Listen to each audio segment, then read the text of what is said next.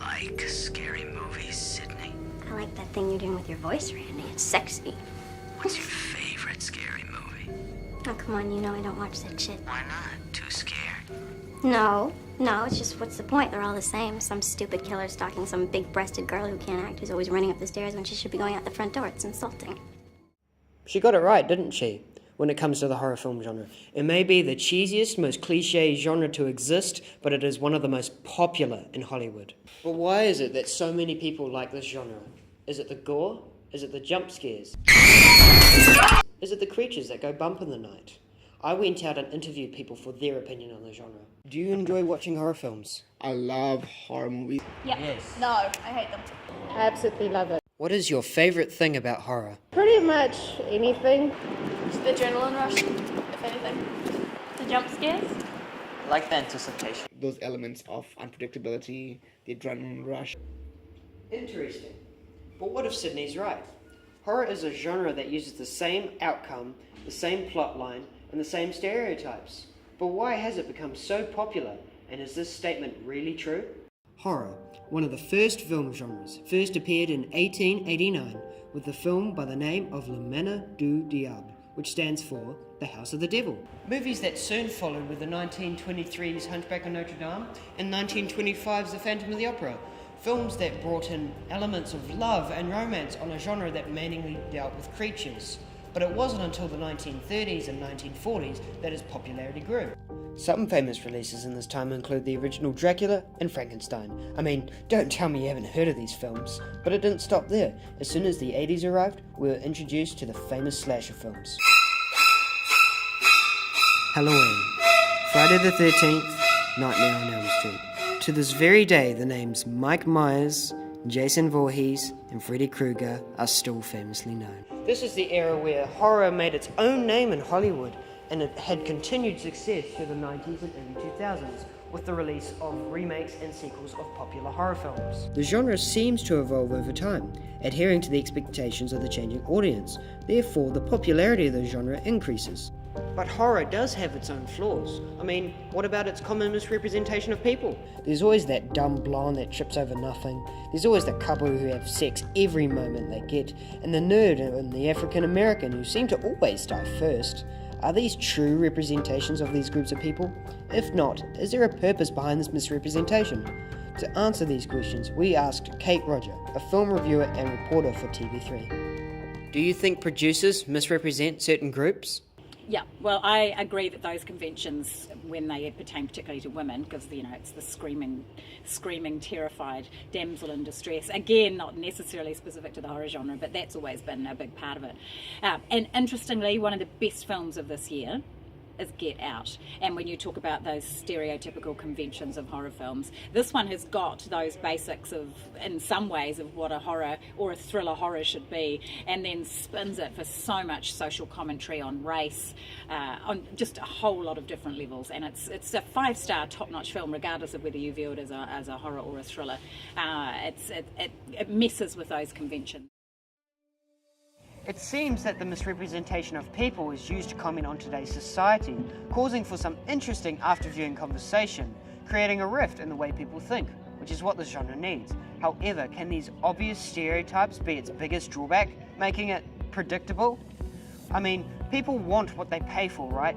They want to see what they want to see. So wouldn't there be a bias to one side in order to cater for the expected audience? Do you believe both genders are equally misrepresented? No, I don't. I do believe there's an imbalance when it comes to horror, in the sense that, as we were saying, it's a power game in a lot of respects. But then, yeah. No, I will stand by that to a degree, especially in the more old-fashioned ones. I think the audience is maturing along with the genre itself, so I think it's getting better. Would you think that horror films are more targeted towards males rather than females? Male, definitely. But it also comes back to what Hollywood greenlights generally, in the essence that Bridesmaids kicking off the fact that women can be funny, or Amy Schumer films. I mean, this is all super recent, where suddenly we're getting the Wonder Womans and we're getting these stronger female characters are getting their own movies, because basically Hollywood is realising it's not just about 12 to 30-year-old men who are paying to go to see Transformers and to go and see these big action blockbusters. So things are slowly changing, and I suspect it'll have the same impact on horror. Over time, the misrepresentation of people changed due to the change in target audience. Producers can't just target males, as there is more potential for money targeting females. However, this is only achieved through changing the representation of female characters. If producers were to keep the same stereotypes, audience members would get bored easily, resulting in a loss of appeal and money. More importantly, money. So it seems that people are less misrepresented in horror films as a result. This means that producers must cater for these expectations so that audience appeal for both genders is met, ensuring maximum profit is made. If misrepresentation is an issue of the past, what is the issue of horror now? Is there an issue now? Why do you think that horror movie producers make more sequels off the original? If it's popular and it's going to make money, they're going to make another one. But each time they need to up the ante for whatever it is that, you know, whether it was blood and guts in the first one, I get the sense that in the horror genre, they've got to up the ante and make it even more horrific and more horrific and more horrific. The reason for a producer to create a sequel is the tendency to make money. Yes, money, again. It's all about the money being made. Sequels have shown to make more money than the original film. If you take a look at the Nightmare on Elm Street franchise, the first movie raised about $25.5 million, while the fourth installment of the franchise made $49 million. But why do producers make sequels, even though the story of the sequel is similar to that of the first?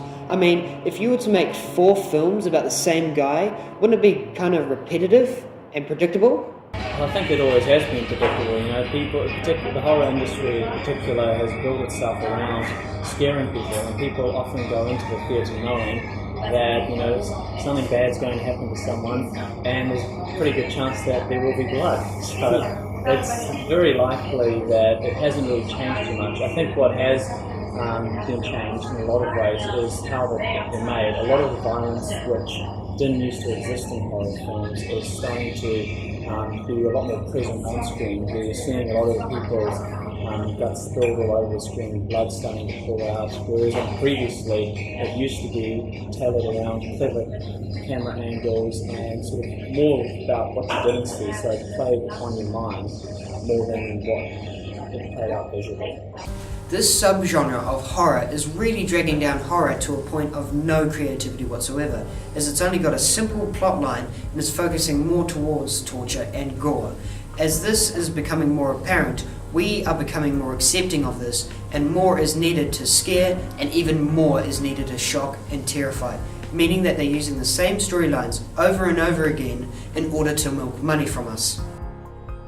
However, due to the nature of horror films, certain codes and conventions must be taken place. This restricts the genre into following a very similar pattern every single time, thus creating similar films in order to reach the audience's expectations. This is disappointing to see this genre go in such a direction after the golden age between the 1930s and the 1990s, to then lead to years of remakes, sequels, copies, adaptations, prequels and sequels with no heart in them whatsoever.